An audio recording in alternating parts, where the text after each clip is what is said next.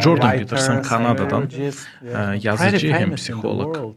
Da o söyler bir kağıdında yazır hani eğer biz taramarsaydık, terbiye etmerseydik bizim drakonumuzu, o fenalık, o drakon bizi kullanacak, da öldürecek bizi. Hani biz yaşarken her zaman o drakon yanımızda deyince Edem başısında.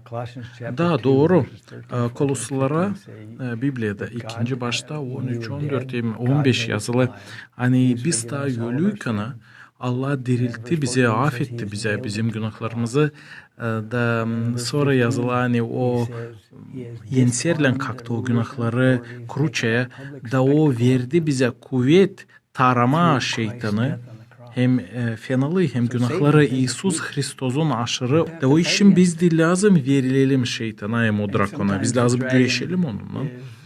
Biz varca tarayalım onu Allah'ın yardımıyla.